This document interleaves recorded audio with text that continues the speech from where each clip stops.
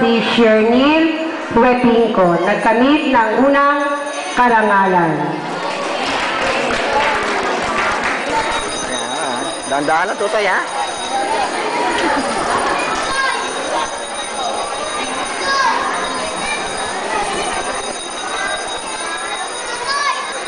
Magandang hapon po sa inyong lahat, mga magulang, kapwa mag-aaral, guro, at sa ating mga bisita.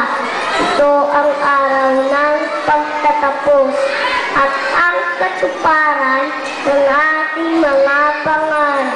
Lubos po akong nagpapasalamat unang-una sa aking Panginoong Diyos na nagbibigay buhay at karunungan sa aking mga magulang na nagsusumikap para sa ating kinabukasan, sa ating guro na humuhubog ng kanyang karunungan para sa akin at sa aking alma mater.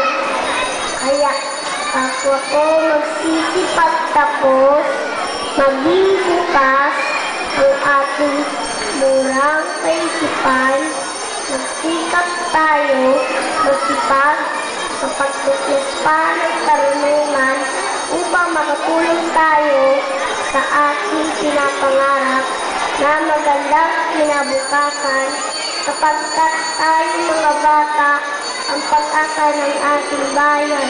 Ang edukasyon ng kaisipan sa kinabukasan. Lagi natin isa-isip ang karunungan at kasipagan ay sinasandigan tungkol sa edukasyon. Maraming salamat po at magandang hapon po sa inyong lahat. Hey, maraming salamat po.